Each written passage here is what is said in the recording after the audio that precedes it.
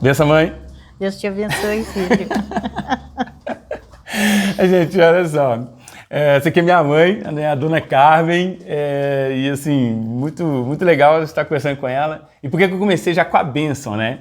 Porque é uma coisa característica, né? Não só minha, né? Também a dona Carmen, então, é mãe de três filhos já adultos aí, né? Eu tenho o meu irmão Jairo e a minha irmã Denise, e eu sou o mais velho dessa família. E queria muito estar conversando com a minha mãe, né? Assim, de uma outra forma, né? Então, um bate-papo. Nós vamos tomar um café depois, ela vai experimentar um café aí que eu trouxe para ela e tal, que ela só fala, porque ela que faz o café, né? Mas agora não, eu que vou fazer o café, mas é um café de máquina, mas aí isso vai ficar para depois. E essa bênção, ela é muito importante, né, assim, na nossa casa, porque eu fico imaginando eu fico lembrando, se eu cheguei aqui, eu peço bênção. Se eu for embora, eu vou pedir bênção de novo, sabe? E isso é característico nosso, né? Então é muito importante mesmo.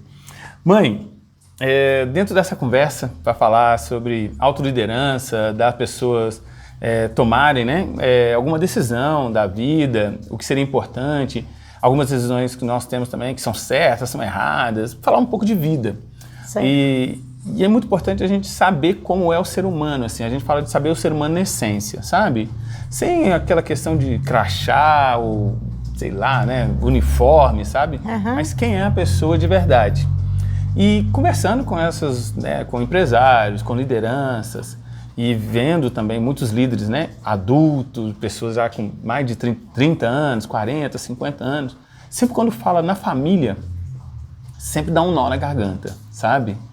E eu lembro muitas das vezes que também eu, em alguns treinamentos, né, de inteligência emocional, de coaching, sempre trabalhava, né, uma questão para a gente tentar ser um ser humano melhor, né? Lógico. Quando chegava na família, aí de novo dava aquele nó. Então não importa a idade, né? Eu sempre vi pessoas 60, 70 anos sempre falando o quanto a família representa e o quanto a minha família representa para mim. Eu lembro de todos os treinamentos também, sempre quando falava tem que ligar para alguém muito importante da sua vida, né? A primeira pessoa, né? Eu ligava para a senhora, né? Então tem a senhora, tem meu pai, meus irmãos. Mas eu sempre estava, né, tem a minha esposa, eu sempre estava ligando ali para a senhora, né? A senhora já deve ter recebido uns 2, 3 telefonemas meus. Que bom. E a pergunta sempre é, dona Carmen, quem é? Sabe, quem é você? Quem é a dona Carmen? Qual a história que eu não sei ainda e que história que eu sei que eu gostaria, sabe, que seria muito gostoso escutar novamente? Quem é a minha mãe? Então, meu nome é Carmen, né? Carmen Maria de Jesus. Eu sou filha de Geraldo Cândido Gonçalves e Anália Balbina Gonçalves. Nasci num interiorzinho, uma cidadezinha bem gostosa. Ou melhor, nem foi no interior, né? Nasci numa fazenda, de uma fazenda registrada, numa cidadezinha do interior. E eu vivi, isso para mim é uma referência, que foi muito lindo. E a gente aprende muita coisa depois, aprende a agradecer, né? Por saber que os pais da gente vieram de lá, daquela dificuldade toda, e mesmo assim nos manteve ali juntos, né? Somos em 7, mas muito feliz, graças a Deus. Saímos de lá e meus pais vieram para uma cidade chamada Campos Altos. Aqui em Minas, né? Isso, é aqui em Minas.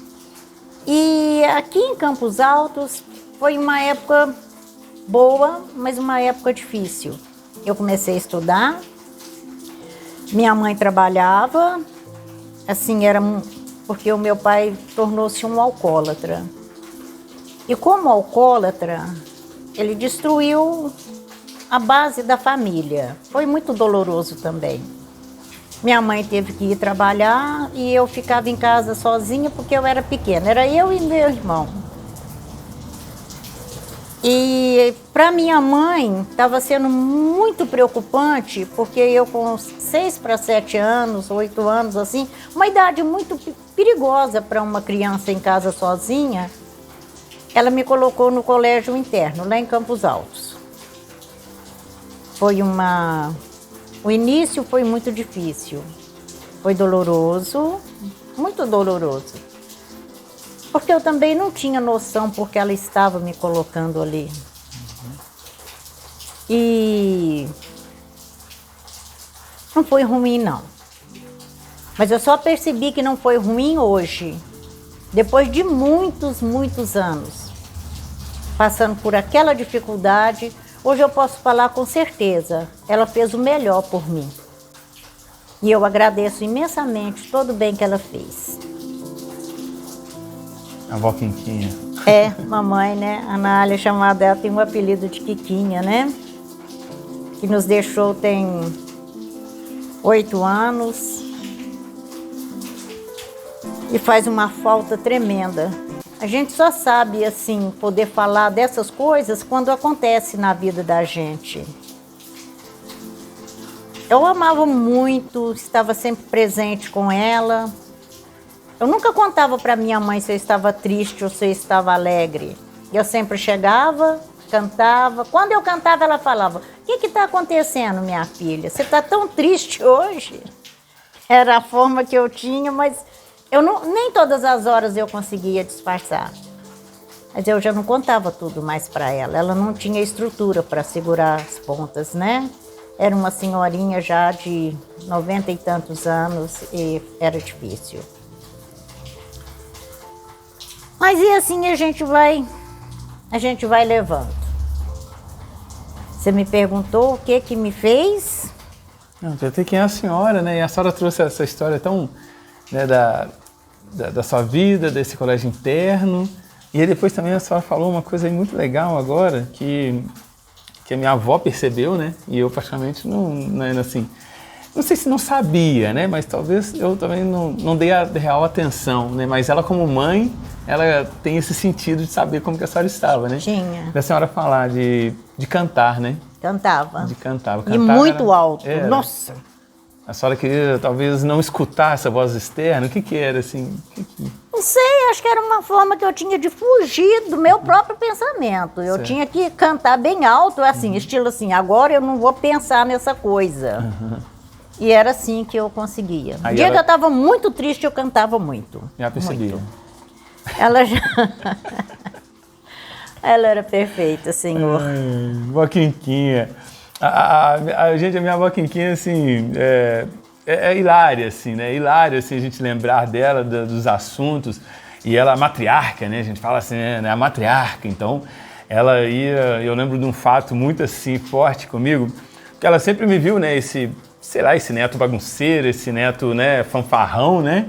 E aí eu lembro quando ela foi fazer uma festa dela, não sei de quantos anos, não sei se de 80, não sei ao certo.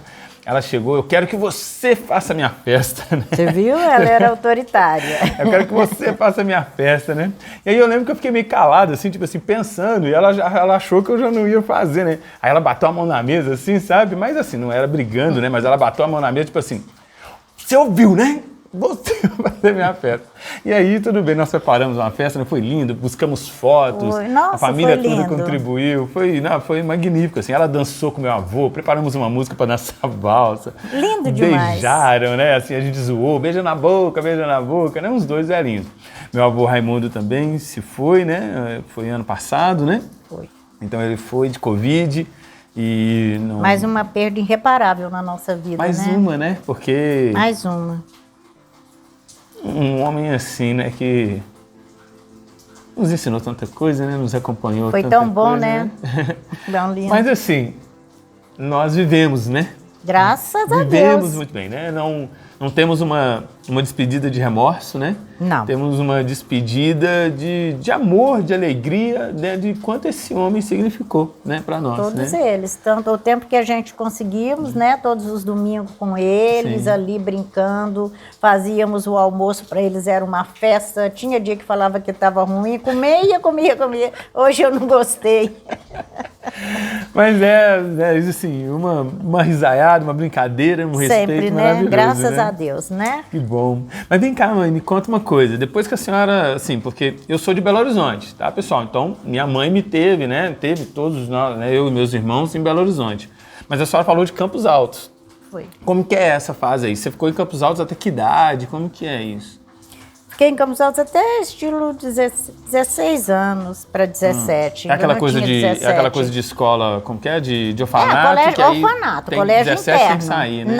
Não tinha que sair, não. Tá. Eu poderia ter ficado lá e continuado meus estudos. Então foi uma escolha a senhora ter saído, Não né? foi uma escolha minha. Não? Não. Sabe a tia Vera? Sim. Tia Vera me tirou de lá. Não queria que você ficasse lá, não. Não sei o que deu na cabeça dela, não. Ela chegou e falou pra mim que... Nossa, que horror. Que a mamãe tinha mandado ela me tirar. Eu era muito obediente. Eu era aquela pessoa que se a mamãe falasse, acabou. Então chegou um irmão mais velho, deu a ordem. Tanto é que eu tomei benção do seu Tizé até um certo tempo. Que eu achava que eu tinha que tomar a benção dele por ele ser mais velho. Sim. Depois eu descobri que não tinha nada a ver uma coisa com a outra e parei. Mas que também você podia continuar pedindo benção pra ele. Podia, numa boa. Por respeito, né?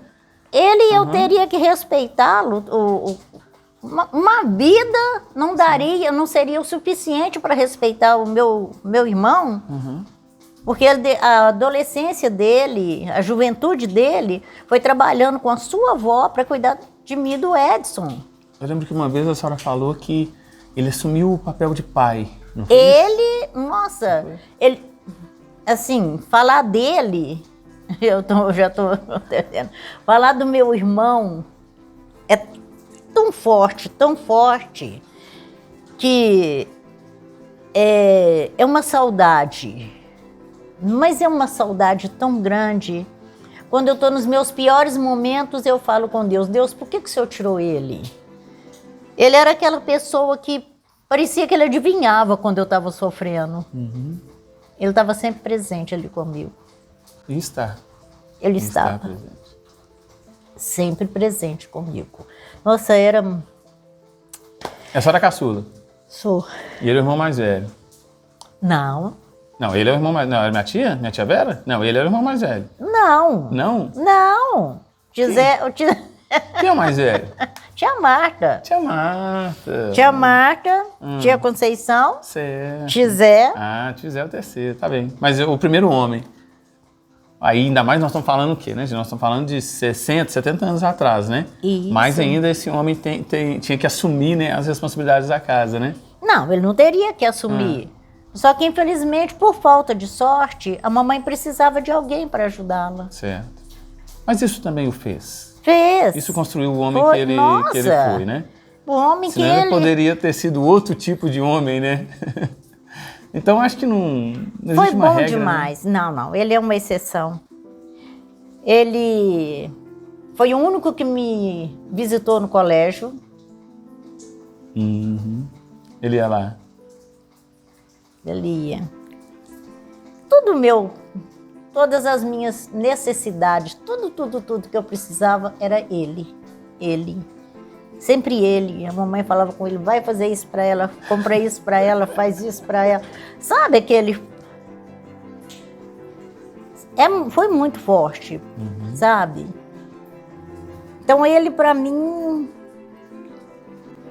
Tá bom. Vera me tirou do colégio, me trouxe para aqui. Para morar aqui em Uberaba, na casa da tia Conceição, que vendia o almoço para comer a janta. Tia Alcides trabalhava na roça, era horrível, assim, horrível no sentido de financeiramente. Sim, Ela precário, falou, né? Isso, não, financeiramente, pobres a situação era delicada. Ela falou comigo, já que você está aqui, então eu vou deixar você com os meninos e vou trabalhar. Eu falei, vai, né? Foi bom. Trabalhei, ajudei ela. Aí depois ela teve que ir para a roça, o Alcides arrumou uma fazenda para trabalhar, ela foi morar com ele. Foram para a roça com os filhos e eu fiquei com a tia Marta. Fiquei uns tempos com a tia Marta. Aí arrumei um namorado, José Milton. Tava indo namoro, indo bem. Aquele namoro só. Ai, meu Deus, mas arrumaram uma confusão. A Vera me liga para a mamãe, fala para a mamãe vir me buscar. Vera, fala para a mamãe vir me buscar, que A mãe do meu namorado, a mãe do Zé Milton não queria que eu namorasse com ele. Pronto, lá vai a mamãe sair de lá para vir, agora você vai. Não, mãe, mas eu não quero ir embora. Mas você vai? Então tudo bem, não discutiu o assunto. Ela vai embora. Aí me levou para Joatuba. Joatuba, perto de Belo Horizonte. Perto de Belo Horizonte. Aí chegando lá em Joatuba, a mamãe já estava vivendo com Meu avô. Seu avô. O Raimundo. Isso. Ah, para mim foi muito difícil. Difícil mesmo. Eu não estava preparada para aquilo. A minha cabeça não aceitava aquilo. Só. Fui ficar, ao invés de eu ficar na casa da mamãe, eu fui ficar na casa do Zé. Mais uma vez a minha situação ficou delicada. Que é isso, a tia Elba ficou brava. Lá vai eu de novo. Mãe, por favor, me leva lá em Belo Horizonte, na casa da tia Terezinha, para me arrumar um emprego, que eu não quero ficar aqui. Mamãe foi, arrumou, me levou. No mesmo dia que eu cheguei, eu arrumei emprego. Fui trabalhar de babá. Fui olhar a Renata, lá na Barroca. Foi muito bom. Muito bom. Trabalhei bastante. Lá eu conheci seu pai. E esse conhecimento saiu o casamento. Demorou bastante, mas foi lá que eu o conheci. E aí tem um negócio aqui que a senhora, quando ficou grávida, né? Ficou grávida de mim, e aí a senhora, eu lembro que a senhora comentou um negócio, tipo assim, só ficava muito sozinha, né? E tudo mais, e a senhora começou a escrever cartas. Cartas para mim. Era isso? Como que é? Que história Nossa, é eram lindas. Nossa, eu não sei nem porquê. Eu não sei. Isso? A senhora começou a escrever cartas? Cartas, Chegava eu escrevia. escrevia. Não, eu lembro que eu escrevia muitas cartas. Como para se fosse você. um diário, assim. Só que depois eu rasgava. Certo. Escrevia a carta, depois eu rasgava. Deixa eu te falar uma coisa, não sei se eu já te disse isso. Eu acho, na primeira vez que a senhora me contou isso, eu achei fantástico, né? Assim, maravilhoso e tal. E uma vez, uma amiga minha, ela estava passando por um problema muito difícil, estava até fazendo acompanhamento psicológico, né? E ela contou, e o marido dela mudou de cidade para trabalhar, logo quando ela ficou grávida, nossa, ela ficou numa solidão danada, né, aqui na cidade. E quando ela foi, né, comentar isso comigo, eu falei, olha, deixa eu te contar uma coisa. Minha mãe comentou e tal, que quando ela estava grávida, isso aqui, ela começou a escrever cartas. E que tal, né? Dei uma sugestão. E ela fez isto. Ela escreveu as cartas para o filho dela, né? E guardou. E ela tem as cartas lá com o filho dela, sabe? Então, assim, ela fala disso até hoje. De vez em quando eu encontro, né? Ela fala, nossa, eu acho que ela já leu para os filhos dela, já leu para o filho dela, porque hoje ele está com 7 anos, né? Nossa! Então ela leu, sabe? Ela falou, teve um dia lá e li, não sei o quê, fizemos uma farra e tudo. Então ficou uma caixa ali para ele, né? Aí que legal isso. Eu falei assim, olha só, então assim, o ato que a senhora fez, né? Eu consegui passar para frente, sabe? Uma outra pessoa fez. Quantas pessoas fazem isso, né? Eu acho que muitas pessoas fazem isso. E se não fazem, fica a dica, né? De ter uma oportunidade de escrever. É muito importante, né? A gente poder falar daquilo que a gente está sentindo naquele momento, né? Sim, é um desabafo. Coisa, mas eu precisava daquilo. Porque realmente eu ficava muito sozinha, né? Era horrível. Sim. Eu falava, gente, eu ia para as cartas. A solidão é ruim, né? Assim, você ficar, né? Não é só solidão, mesmo nós com pessoas, né? Ao nosso redor, é uma questão emocional que nos atrapalha muito, né? Essa questão de nós estarmos sozinhos, a gente começa a pensar coisas, né? Porque eu não tenho, assim, eu não escrevi cartas, né? Eu não tenho cartas ali. Eu não tenho carta para o Miguel, eu não tenho carta para a senhora, nem para meus irmãos, nem para meus sobrinhos, mas eu tenho um caderno, né? Que são cartas, mas assim, não são cartas soltas para entregar para alguém. Mas eu tenho um caderno onde eu coloco todas as minhas memórias, sabe? É um diário, eu chamo ele de diário da gratidão, mas hoje não tem só uma questão de eu colocar só agradecimentos. Eu vou escrevendo, deu na teia, eu vou escrevendo a minha emoção, vou escrevendo o que aconteceu, e aí eu choro nele, eu fico rindo nele, sabe? Mas eu não rabisco. E assim, que eu deixo lá. Sabe? Vai indo, Nossa, né? que bom. Então, quando eu vejo alguma coisa, gente, isso aconteceu em tal época, tem coisas que eu nem lembro mais. Onde surgiu meu nome, mãe? Meu nome é Diógenes. A senhora lia filosofia? O que era isso, hein? Não. Que foi? Aí eu trabalhava numa residência, né? Dona Dionina, senhor Pedro Castejon, e o irmão dela chamava Diógenes. Mas o senhor era tão educado, mas tão educado. Sabe aquela pessoa linda de viver?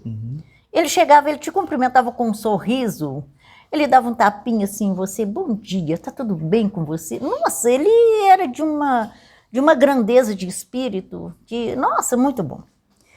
E o nome dele, eu fiquei encantada com o nome. Nossa, não sei se era a educação dele ou se era o nome dele. Juntou as duas coisas. E quando eu tiver um filho, vai chamar Diógenes. Bom, como a gente antigamente não sabia se era ele ou se era ela, né? Eu já deixei registrado para o pai dos meus filhos, que é o Jorge. Jorge, se algum dia eu tiver um filho, meu primeiro filho, vai se chamar Diógenes, tá? Ele falou, tá, pronto. Mas desse jeito também, né, ele vai falar não. Ele poderia dizer não, eu já tenho escolhido, eu quero que tenha o meu nome, era um direito dele de falar isso. Mas só que realmente era convincente, porque eu acho que ele também gostou do nome, Sim. sabe? E foi muito perfeito. E o que é mais lindo, foi ao lado de uma igreja que eu falei isso com ele. Ah, é? Foi. Ah, que ótimo. Sabe aquela igreja que tinha lá perto da nossa casa? Não a igrejinha, aquela pequenininha do Grajaú, não. A pequenininha não. Aquela igreja maior que tem todos os casamentos. Ficava ali no Gutierrez. Lá embaixo? Perto do supermercado? Olha, Do Gutierrez? Sei. É, do em frente Gutierrez. a uma praça? Isso. Sei sim. Ali, ao lado daquela igreja ali. Ah, que ótimo. Falei com ele e ele aceitou e foi legal. E veio o Diógenes. E veio Diógenes. Isso. É, eu gosto demais do meu nome, assim, porque eu fui descobrir um pouco também, né, a questão do meu nome. Eu já tinha uns 20 anos de idade, que ele foi um filósofo, e era um filósofo que, dois fatos, assim, né, ele é um filósofo que saía na rua, falou que ele saía nu, pelado, e ele saía com uma lâmpada, né? No caso, na época, né? Na verdade, uma vela, né? Então ele saía à procura de um homem de verdade, né? Tem até algumas brincadeiras falando, porque ele era homossexual, né? Isso aqui. Não era isso, né? Na verdade, ele era numa área da filosofia chamada cinismo, do cínico, que é cínico não é de ser mentiroso com as pessoas, mas é de ser verdadeiro, sabe? E de vez em quando a palavra dele até ofende, assim, de tanta verdade, por isso que é o cínico. Ah, tá. E ele, na verdade, ele saía à procura de um homem de verdade, ele estava buscando a essência do ser humano, porque ele falava que todos os seres humanos, eles estavam ali por meio de pompas, por meio de máscaras, né? E nunca estava, né, sendo tão sincero. E o outro fato também é que os filósofos eram procurados por reis, né, para dar orientações, e ele morava no centro da cidade, assim, no centro da cidade, morava na aldeia, né, e ele morava dentro de um barril. Ah, é? E ele morava dentro do barril, junto com as pessoas pobres. E aí diz que o rei, né, chegou na frente, assim, do barril, né, chamando ele, Diógenes, por favor, eu preciso da sua ajuda, eu estou precisando das suas orientações, né, você que é um homem sábio e tal, por favor, vem para o meu reino para me dar orientações. E ele chegou para o rei e falou assim, por favor, rei, o senhor está atrapalhando a luz do sol. Então, demonstrando que, por mais que a pessoa se ache, né, grande ou algo, e que é importante a pessoa ser alguém, mas ela não é maior, né, do que o sol, do que a natureza. Nossa, que lindo! Né? Não sabia. Então, assim, são alguns, né, né, são duas histórias, mas tem outras. E é isso, nasceu o Diógenes, né? Eu não vou te negar que, lendo a história de Diógenes, eu percebo algumas semelhanças, percebo algumas coisas que eu preciso percorrer ainda, sabe? Para buscar seguir um pouco os seus caminhos. Mas eu gosto muito da teoria de Diógenes. Tem uma coisa muito, muito legal, seja só uma brincadeira à parte, mas Diógenes ele também tinha um apelido chamado O Cão, porque ele Ele falava que ele falava muito, muito forte com as pessoas. E o cão, ele era um labrador, né? E eu tenho um labrador, né? O Koda. Eu falei, gente, mas até o cachorro, né? Tem que ter esse Até o cachorro né? tinha que ser. Mas eu não vou sair pelado andando na rua, não, tá, gente? Não é Mas isso, não. adorava, gente. Sinceramente, eu não sei por que cargas d'água é o que mais gostou de ficar entre os meus. Não, brincando, não. A nudez. Eu gostava assim, dia de chuva. Não, né, não, ficar não de era cuecão isso, na não. chuva, Não, entendeu? gente, foi pior. Não, isso aí eu Foi fazia, pior, né? gente. Não, tá, Então, vai. Então eu não sabia disso, tá vendo? Que eu gostava de ficar pelado. Eu tenho uma foto pelado, não mostra, não vale a pena, né, gente? Não, eu preciso. Pronto. É muito pequenininho, pronto. Deixa Mas ele. assim, mãe, qual situação na sua vida que a senhora se viu assim com uma grande decisão, para tomar uma decisão, e a senhora precisou de muita sabedoria, sabe, para decidir? Assim, eu creio que a senhora tem muitas, né? Muitas, né?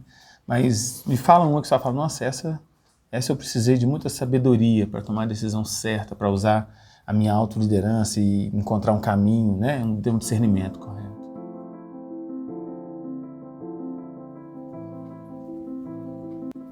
Então, são vários. Mas a principal delas foi o dia que eu tomei a decisão de me separar do seu pai.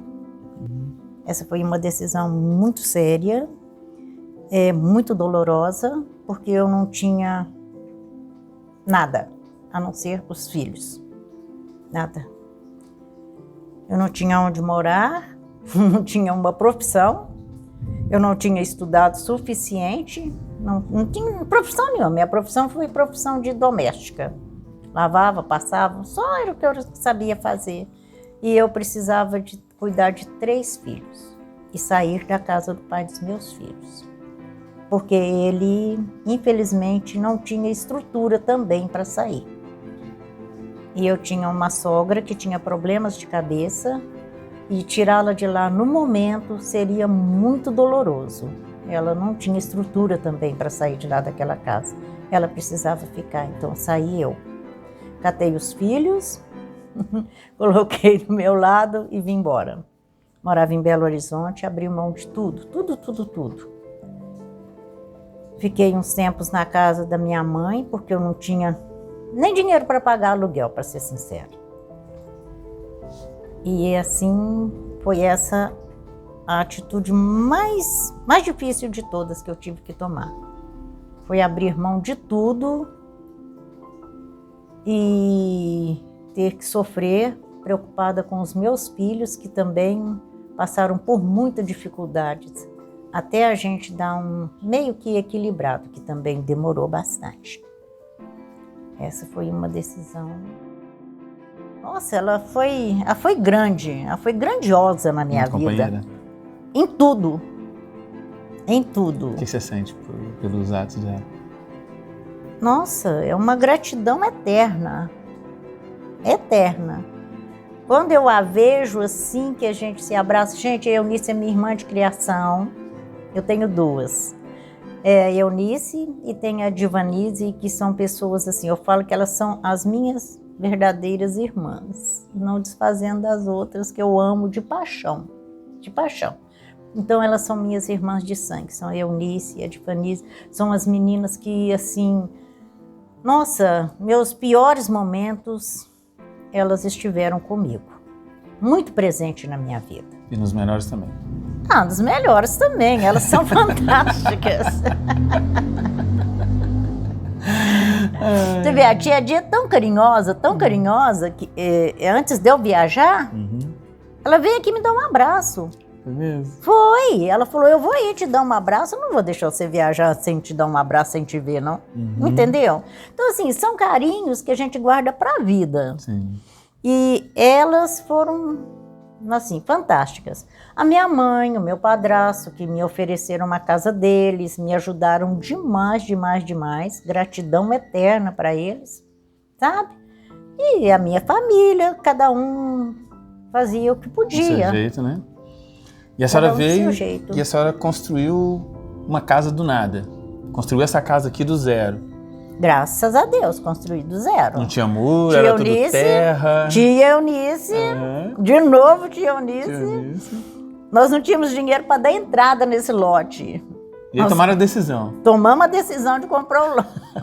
Duas loucas.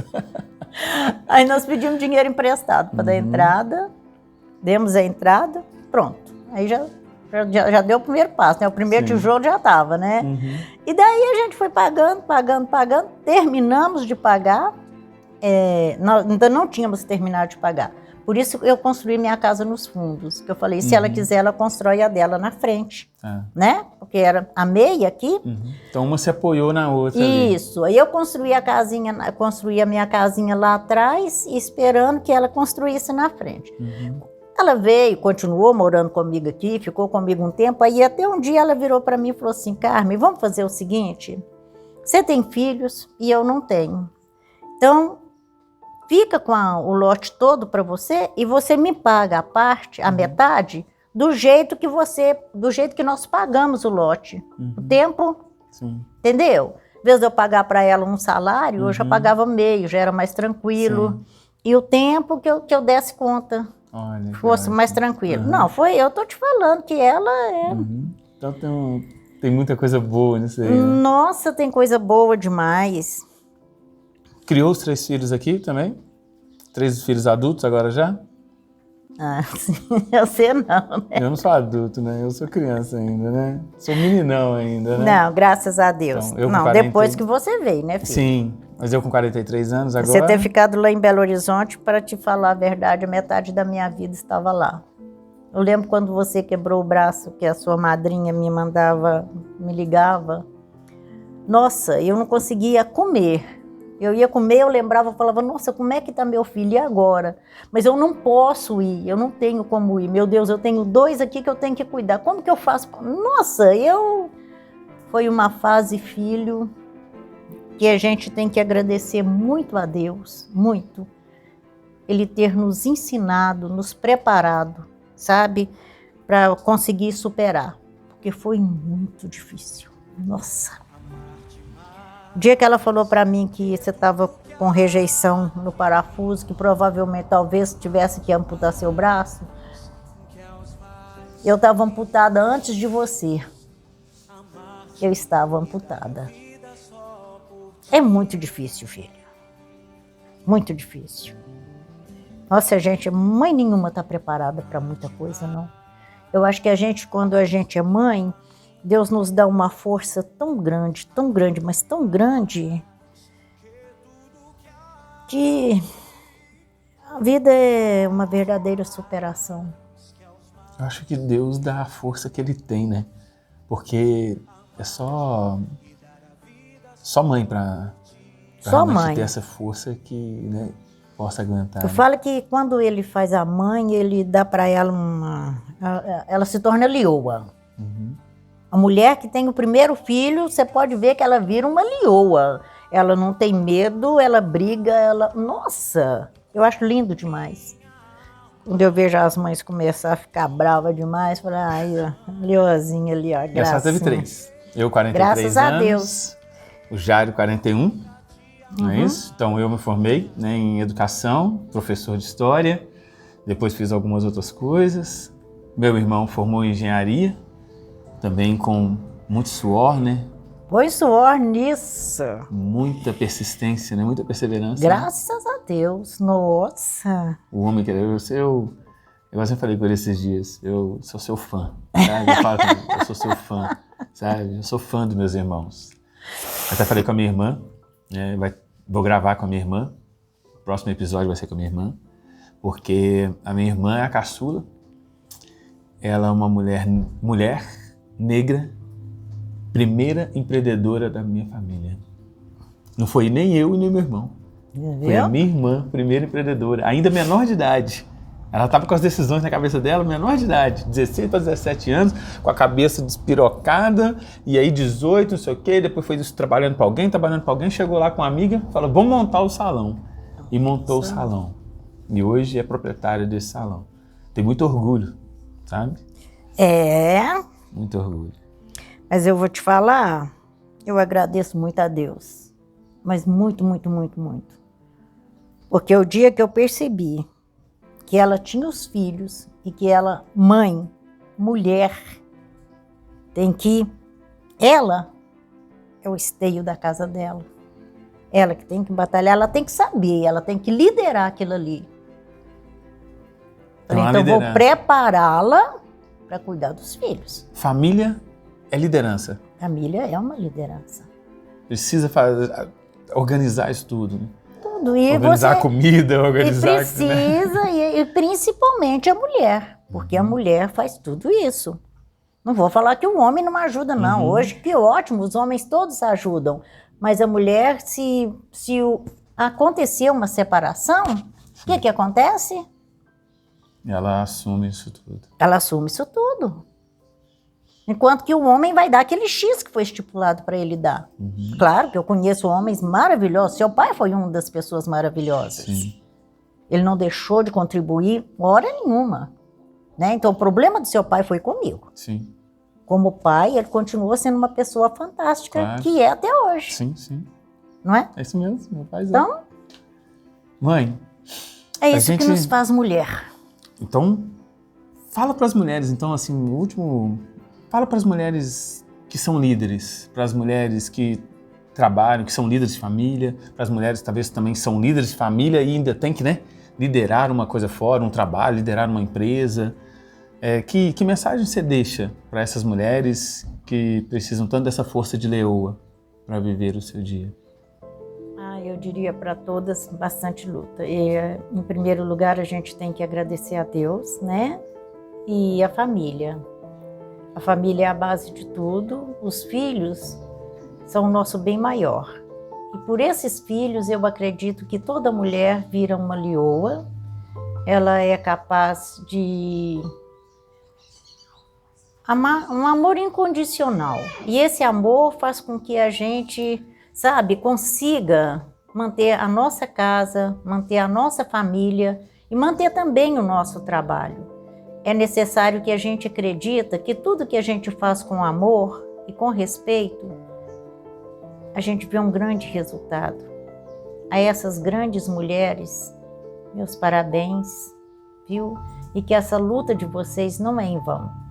Nenhuma luta de uma mulher empreendedora, que seja mesmo a dona de casa, porque eu acho que você é empreendedora dentro do seu lar. Porque só de você manter a sua família amada, cuidada e respeitada, você já está fazendo tudo de bom. Você está mantendo o seu amor tranquilo. Tudo de bom para vocês, tá? Beijo no coração. Tchau. Mãe, que delícia essa nossa conversa. Miguel chegou, tá doidinho pra abraçar a vovó, pra gente tomar um café. Então deixa ele vir, manda a Safira sair daí. Ele tá brincando com outra coisa lá. Muito obrigado, viu, mãe? Obrigado por esse momento. Nada, filho. Sua bênção. Eu agradeço. Deus te abençoe. Te amo muito. Também te amo. Te respeito. Você sabe disso. Também te respeito. Obrigado. De nada. É isso, pessoal. Então, fica aí os recados, né, dessa conversa tão gostosa a respeito, né, da minha mãe, dos aprendizados e das histórias que eu escutei aqui também, que para mim foram maravilhosas. Eu sugiro que você, líder, você funcionário, você adulto, possa conversar com as pessoas da sua família, possa retomar a sua história de vida, possa descobrir também a história das pessoas que fazem parte da sua vida. É muito importante a gente descobrir a história do outro, respeitar a história do outro, saber também o que o outro passa, o que o outro deixou de passar e aonde você esteve inserido nisso. Assim você consegue respeitar também as lutas da outra pessoa e consegue apoiar de alguma forma.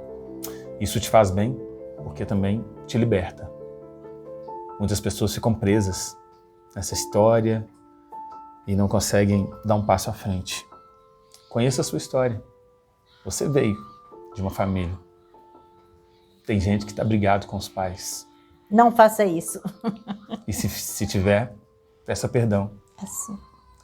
Foi por aquele portão que meu pai entrou num dia de Natal e eu estava brigado com ele. Ele veio nos visitar. Foi um abraço maravilhoso. Um abraço maravilhoso. E foi na mesma noite, aqui sentado, né, na noite de Natal, logo depois, 1h da madrugada, onde meu pai me contou parte da sua história, que fica para um outro momento. Mas eu também comecei a respeitar a história desse homem. Muito forte, né? Que até então, eu só criticava.